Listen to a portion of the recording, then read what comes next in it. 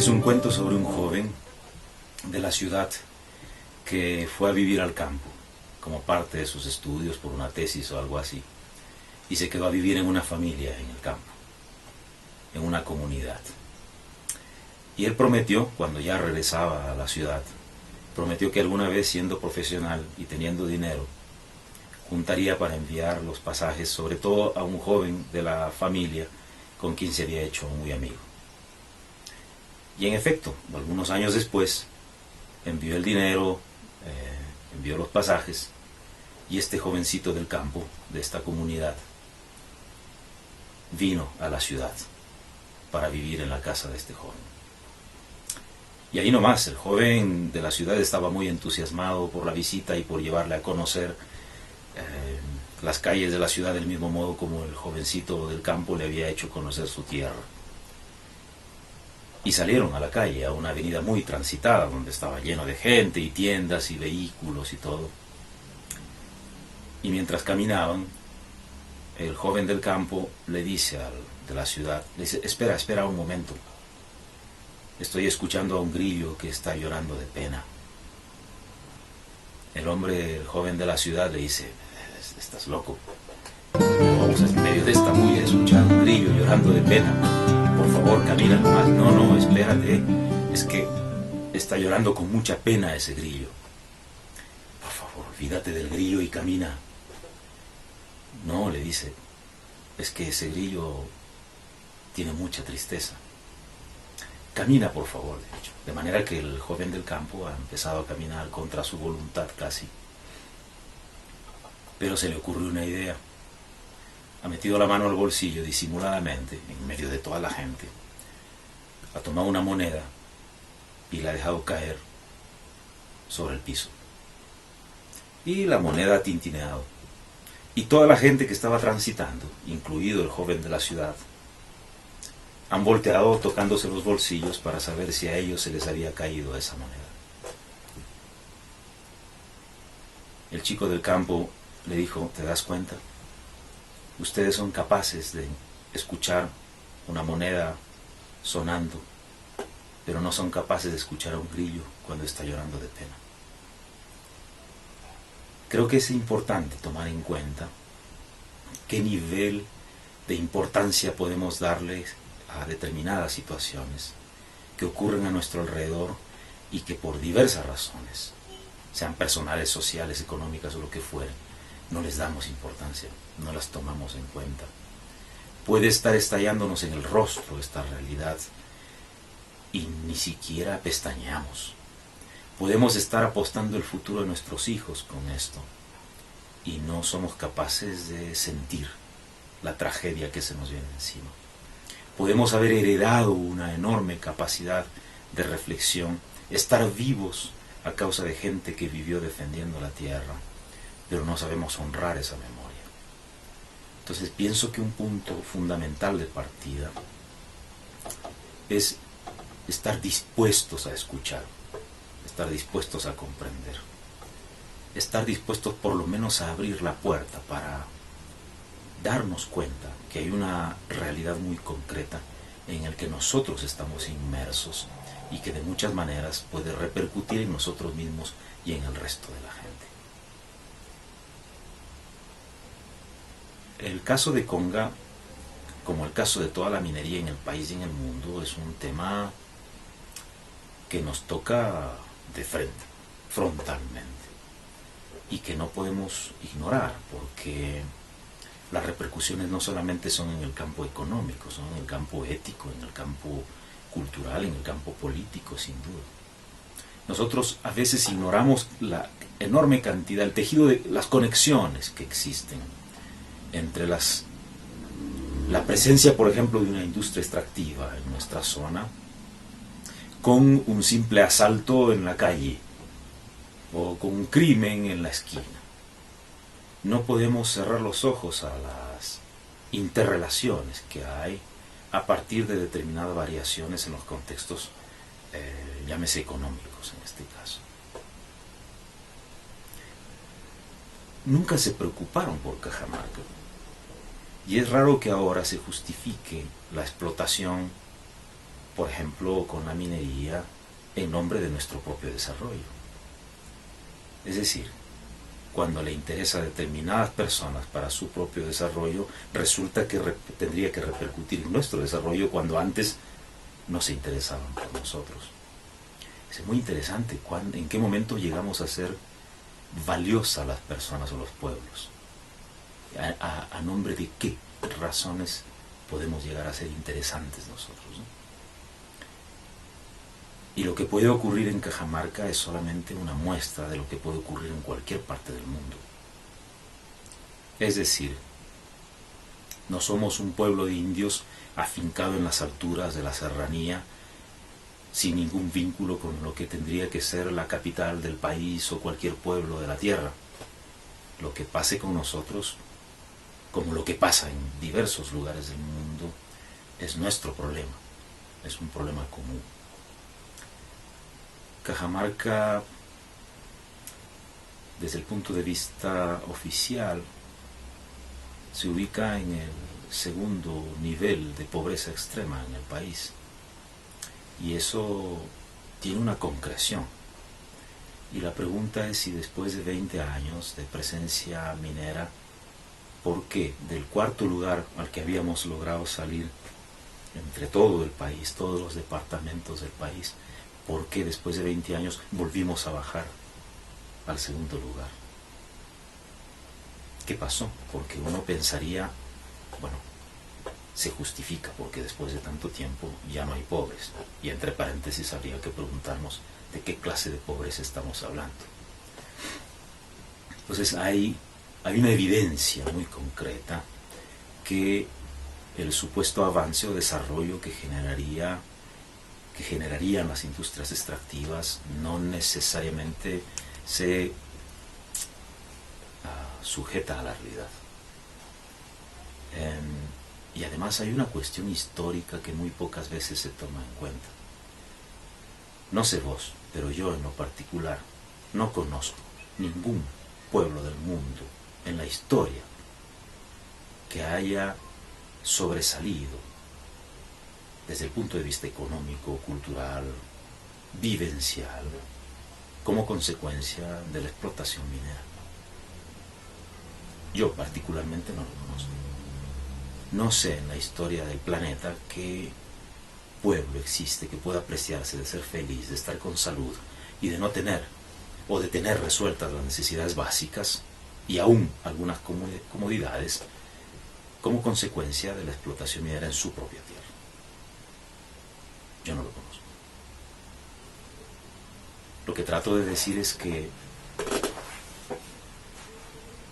no hay una justificación, no hay manera de torcerle el brazo a la realidad histórica para convencernos que es en nombre del desarrollo y qué tipo de desarrollo la razón para poder dar lugar a un proceso como este. La diversidad ecológica de nuestros pueblos es impresionante. Tenemos más de 80 espacios vitales acá de los 104 que existen en el mundo. Es decir, la diversidad y riqueza ecológica aquí es extraordinaria. Y si en este contexto se asienta una cultura de agricultores con una gran capacidad de producción para el autosostenimiento y para sostener este país, en un contexto de deterioro ambiental irreversible, porque ya no hay forma de curar la desgracia que hemos ocasionado, el culmen de la creación. Ya, no hay forma de resolver esto, salvo detenerlo un poco. Insistir en un tipo de industria que pudiera llevar a un caos, a precipitar un caos, a precipitar esta debacle ambiental. No veo la justificación, sobre todo en un contexto, como te decía, ambiental extraordinario y con esta capacidad criadora de los pueblos, heredada de una cultura milenaria con capacidades demostradas además a través de los tiempos. Lo que ocurre es que aquí, particularmente en la zona de Cajamarca, cuando uno asciende sobre los 3.500, 4.000 metros, o 4.300 más o menos, que es el área donde se ubicarían los grandes proyectos de extracción en este caso, uno ve grandes pampas, lo que llamamos nosotros jalca, y pensaría que ahí no crece nada, pero ahí crece muchísimo. La mayor parte de la producción de los tubérculos andinos, que es fruto además de la civilización, de esta civilización andina, se dan ahí en esta zona. Esta es la zona también donde se crían los animales, son pastizales para la producción de leche además. En todo el país somos los más grandes productores de leche y de maíz amiláceo y de lenteja. Producción altísima. En el caso de la lenteja producimos más del 78%. O sea, no estamos hablando de moco de pavo, estamos hablando de producción concreta. Y claro, eso puede explicarse en el hecho de que más del 76% de la población es rural, es campesina. ¿Y qué ocurre? Gran parte de la producción, como en el caso de los tubérculos andinos, papas, machuas, ocas, etc., se dan en las zonas más altas. Entonces es muy simple, no hay misterios en este caso, es muy concreto desde el punto de vista físico o geomorfológico. Es en la altura donde se cría esto y de dónde vienen las aguas. Estos grandes colchones de agua almacenan entonces en el tiempo de las lluvias las enormes cantidades de agua que abastecen y dan lugar al nacimiento de ríos, de quebradas, de arroyos y de grandes áreas semipantanosas en la altura, los llamados bofedales, que acumulan agua permanentemente y mantienen este abastecimiento. Entonces es una cuestión de gravedad. Lo que ocurre arriba ocurre abajo, así de simple. Pero es en esta zona precisamente donde se produce la papa que consumimos. De manera que cualquier cosa que afecte arriba, afecta abajo. Y uno puede llegar a esta zona sin no encontrar población, no encontrar grandes cantidades de gente. Pero claro, hay una cuestión, una lógica cultural aquí que tiene que ver con la forma como se mueve la población. Normalmente, y eso es por una tradición muy antigua, las comunidades campesinas, andinas, no solamente tienen una chacrita o un terrenito en las partes de quichuas, en las partes, o en los templos, las partes más bajas, sino que suelen tener otros puntos, otros pies, que permite abastecerse constantemente en este tejido cultural y productivo, les permite mantenerse permanentemente y autoabastecerse. Quebrar arrancar una de estas páginas, significa alterar absolutamente todo. Desde la dieta, desde las formas de relación con la tierra, desde las formas de intercambio, desde las capacidades celebratorias, desde los propios metabolismos. Es decir, no es un efecto, no es que yo recibo dinero y después me voy a comprar papas en bolsa en el supermercado. Hay una alteración descomunal en estos cambios, ¿no? Y claro, lo que pasa es que en un contexto como el nuestro, cualquier cosa que pueda devenir en un incremento del capital circulante, se supone que incrementaría también el desarrollo de los pueblos. Y con eso hay que tener cuidado otra vez, ¿no? Porque, ¿qué significa esto efectivamente en los modos de supervivencia de nuestras poblaciones y de toda la población realmente? ¿Qué significa tener una alteración? No porque tengo más dinero, vivo más bien. No porque aumenta el circulante, satisfago mis necesidades. Ahí hay que tener cuidado, ¿no? Porque no porque tengo más dinero estoy más sano. Entonces, ¿de qué forma repercutiría efectivamente la supresión de grandes zonas de tierra, de áreas productivas, sino peor aún, cómo afectaría en el tema del agua? Ahí hay un bemol gigantesco, porque nosotros podríamos tener tierra, podríamos tener semillas, podríamos tener herramientas, podríamos tener fuerza de trabajo, pero si no tenemos agua, no tenemos nada. La agricultura realmente es crianza del agua. La agricultura es agua.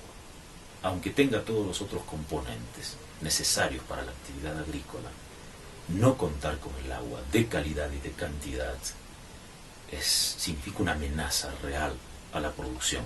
Y si una amenaza a la producción significa no solo una amenaza a las formas de vida de una cultura, sino a la real capacidad de alimentación, de sostenimiento.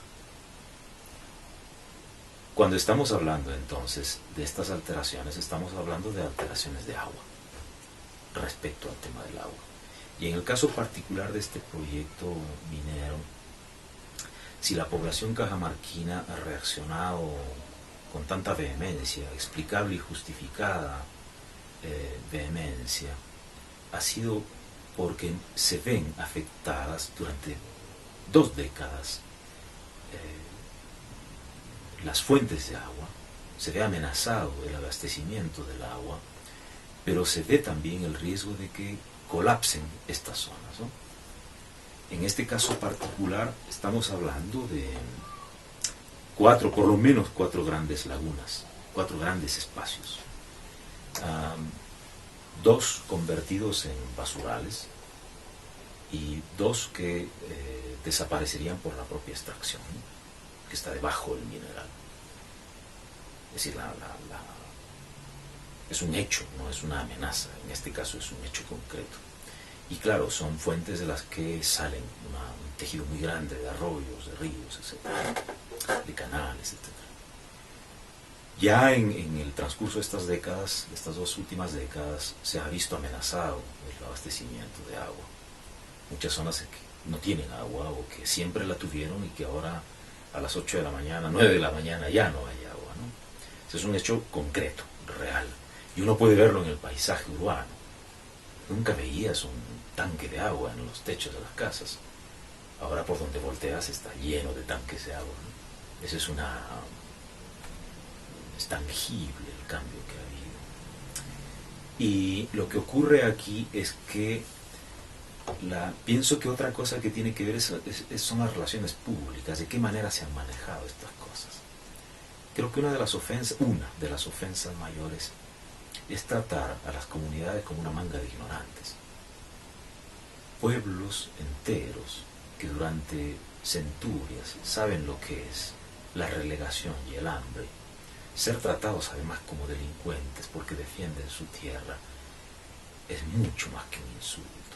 Es un desconocimiento a la contribución real y concreta y cotidiana de sostener este país con su capacidad productiva, porque no tendríamos nada en nuestras mesas si no se produjeran en el campo. Entonces la amenaza real es en agua, porque estamos hablando de movimiento de tierra con los procesos extractivos gigantescos a la vez, ¿no? Un anillo de oro que uno puede lucir en su matrimonio implica por lo menos una remoción de 3 toneladas de tierra cultivable y de roca madre.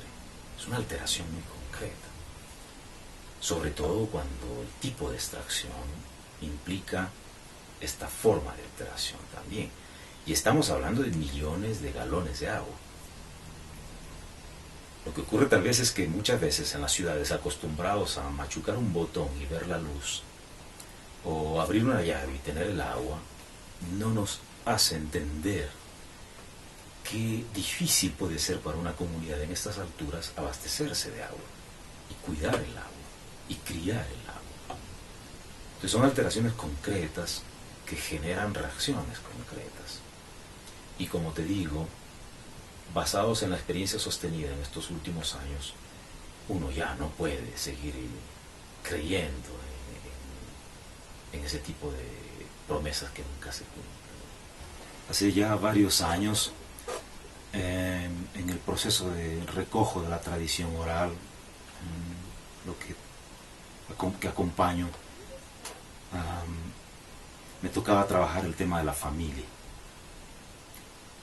en la tradición oral cajamarquina. Y había diseñado la carátula. Y era una familia, había dibujado un comunero de perfil con su sombrero, detrás de él la señora con su quipe cargando a su guaguita, los dos de perfil y la guagua mirando de frente. Me había salido bonito el dibujo. Pero nosotros no publicamos, sino consultamos. Y entonces, con las copias del libro, fui a algunas comunidades. Y a la primera comunidad que llegué, les entregué el libro para que lo revisáramos juntos. Y de entrada me dijeron, ¿y estos señores quiénes son? Por el dibujo de la carátula. Dije, es un dibujo de la familia, porque el libro es sobre la familia. Sí, sí, pero ¿quiénes son ellos? Es un dibujo nada más. Sí, pero ¿por qué están ahí? Porque es un libro sobre la familia en la tradición cajamarquina. Sí, pero entonces ese dibujo no debería estar ahí. ¿Pero por qué si es una familia? Del papá, la mamá, el hijo. Pero eso no es una familia. Pero si es una familia. No, no es una familia. Dije, esperemos un momento. Cuando ustedes van a formar una familia, ¿en qué piensan? Y una mayorcita dijo, yo sí pienso en el pilangón. El pilangón es la palangana, una fuente de piedra o de madera. El pilangón, sí, para que coman mis gallinas. Dije, no, estoy diciendo, ¿en qué piensan cuando van a formar una familia? En eso, dijo. ¿Y usted? Yo pienso en las semillas. ¿Y usted? Yo pienso en los pajaritos. ¿Y usted? Yo pienso en el agüita. Claro, yo formado con la imagen de la familia, la unidad básica de la sociedad, papá, mamá, hijo. Pero en la comunidad, familia es todo. Todo es familia. Los animales, las plantas, el viento, las piedras, los árboles, el agua. Todo es familia. Todo está interrelacionado. Ese es el principio del ayu, de la comunidad. Nosotros, antropocéntricos, desde hace 2500 años, nos creemos lo máximo de la creación y creemos que el resto es una cosa. Y ni siquiera nos damos cuenta de lo que somos nosotros mismos, porque en nuestro caso somos más del 75% agua. Pero tratamos al agua como si fuera un objeto. En este caso particular,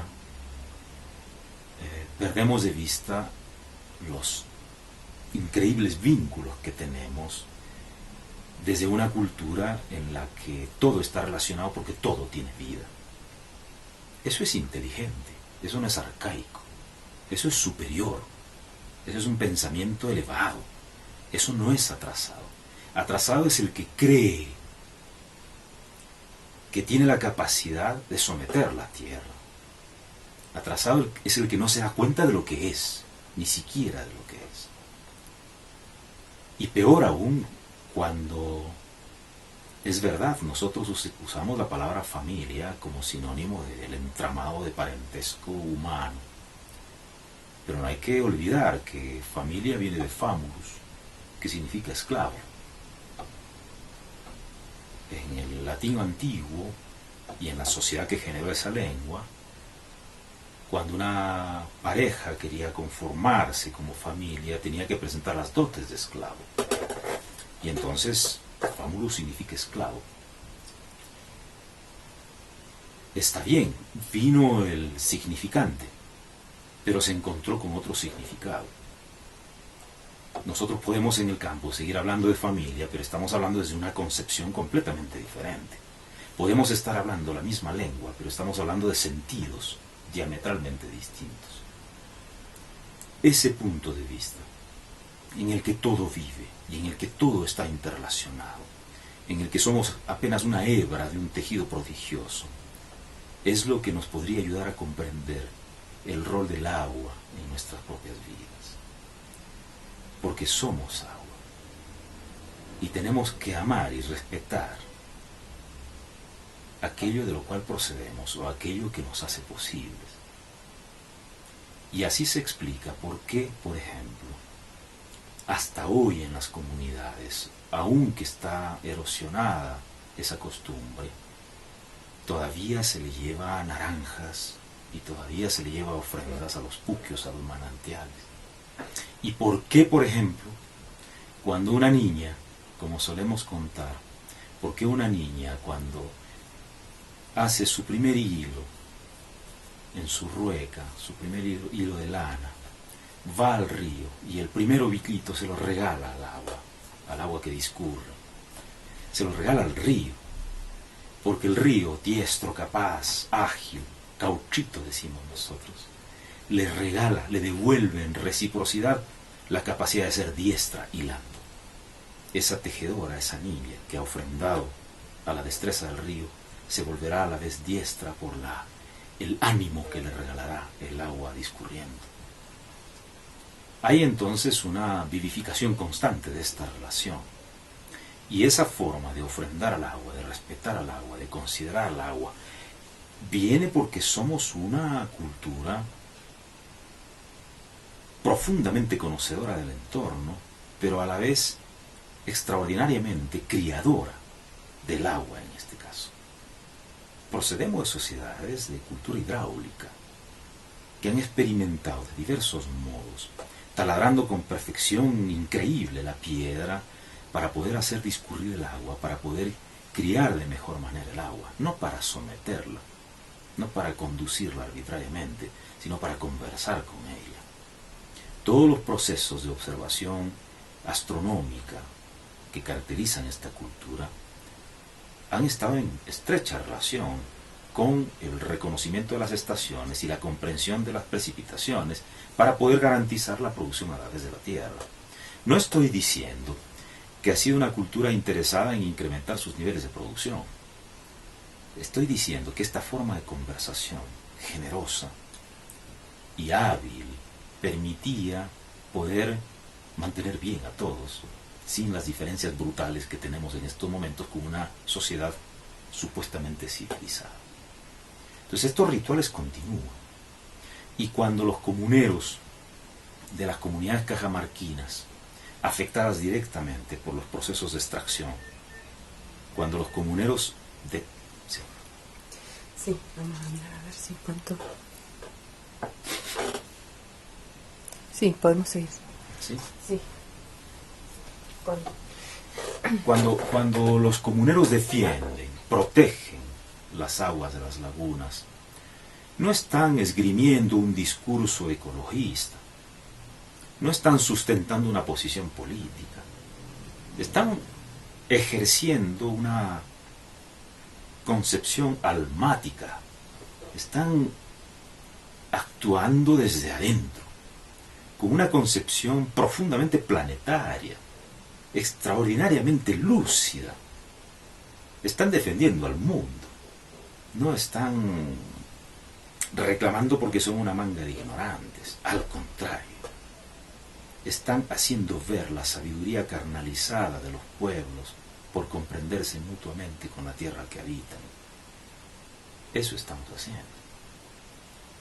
Y uno conversa con los comuneros y lo que dicen es: esa belleza va a ser destruida.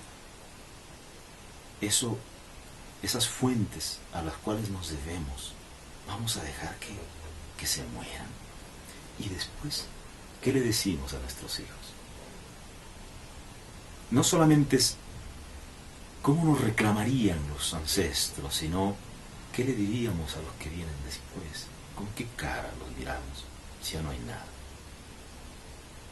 No es entonces un discurso, no es una idea. Además, tampoco son una manga de poblaciones manipulables, que es lo que se trata de decir: fulanito, sutanito, menganito están metiéndoles ideas a la gente. No, no, señor. Aunque se quedaran fuera todos, los que a veces se suben al carrito de las reacciones de la población, aunque se quedaran fuera completamente todos, mínimamente tendríamos que ser respetuosos con las reacciones de la gente, la genuina reacción de una población que sabe lo que siente y ejerce su derecho como ciudadano a decir no, no, no porque no, llegado el caso, ¿no es cierto?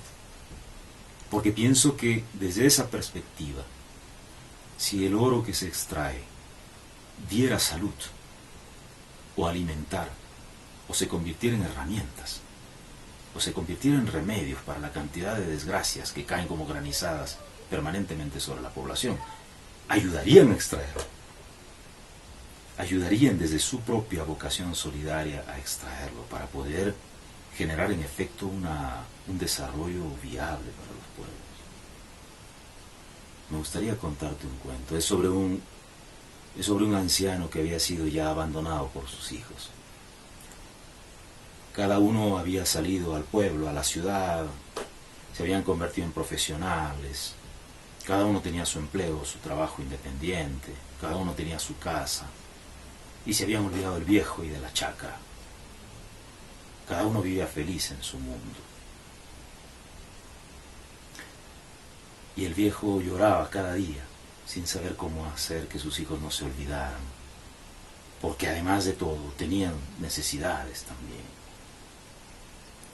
Cuando se sintió morir, entonces llamó a sus hijos y les dijo: hijos, tengo que hacerles una confesión antes de morir. Tengo un tesoro escondido. Los hijos les brillaron los ojos. El viejo tenía un tesoro escondido. Sí, papacito, dijimos, ¿dónde está? Se volvieron muy amables de súbito. Y les dijo: está enterrado. Está enterrado en algún lugar de la chacra. Les dejo ese tesoro. Encuéntrenlo y depende de ustedes. El que lo encuentra se lo puede quedar o repartírselo entre todos ustedes. Los hijos no esperaron a que el viejo se muriera. Salieron disparados, cogieron las herramientas y empezaron a excavar la chacra, que estaba abandonada ya hacía mucho tiempo, de punta a punta, de palmo a palmo, volteando la tierra, y no encontraban el tesoro. Tras varios días de haber removido completamente la tierra, con arado, con lampas, con tractores, el viejo ya murió en este transcurso. No encontraron el tesoro y recién se dieron cuenta que la tierra estaba lista para ser cultivada. Los hijos se dieron cuenta recién que lo que el viejo les había dicho era verdad, pero que no era lo que ellos habían imaginado. No eran perlas, no eran diamantes, no eran monedas de oro. Era lo que la tierra ya vuelta, ya removida, podía producir y alimentar a todos. Recién entonces se dieron cuenta. Si no tuviéramos la capacidad natural para poder producir los frutos, si no tuviéramos el conocimiento heredado, porque somos profesionales de la agricultura, esta gran mayoría de la población cajamarquina es profesional, es decir, apuesta por esa fe, es profesional de la agricultura. Y un campesino es un altísimo profesional de la supervivencia humana, porque no solamente sabe sobre semillas, sabe sobre suelos, sabe de agua, sabe de sistemas de riego, sabe de estaciones, sabe de señales de la naturaleza, sabe de relaciones sociales y humanas para poder comprenderse y trabajar juntos, sabe de sistemas económicos complejísimos para poder repartir y abastecerse en medio de su pobreza. Es decir, es un virtuoso de esta vida que nos golpea cada día. Un campesino, un agricultor, es un altísimo profesional y merece nuestro más absoluto respeto. Y lo que alguien puede aprender por 5 años en la universidad, los comuneros lo aprenden desde antes de nacer y lo siguen aprendiendo hasta sus últimos días. Pero no solamente merece respeto, es que trae consigo y hereda un bagaje extraordinario a nivel agrícola, a nivel de supervivencia social, económica, cultural. Si esta capacidad está ligada a un ambiente extraordinario, ¿qué más necesitamos, salvo la voluntad, para poder emerger como pueblo, como país, como continente? Entonces no es tanto lo que nos falta descubrir, es más lo que nos falta recordar y tomar en cuenta para sobresalir en medio de estas penurias. nosotros ayudaríamos, como decía antes, si realmente fuera necesario. Pero reconocer de dónde venimos y a dónde estamos yendo es una urgencia, es un desafío constante y demanda bajarse del caballo y tener la humildad de comprender que los permanentemente descamisados son los que están poniendo el pecho para proteger el mundo de una devastación constante. Y ojalá podamos volver la mirada a esto. Ojalá podamos comprender esta capacidad que tenemos. Creo que te contaba que en Cajamarca, para citar un caso, a nivel educativo, no hay una facultad, por ejemplo, de antropología, no hay historia, no hay un curso sobre cultura campesina andina. Que yo sepa, no hay una conferencia de 20 minutos al año que reivindique la capacidad de los pueblos para poder vivir en paz con la tierra y entre la sociedad. No la hay. Algo anda mal, hay un vacío que tenemos que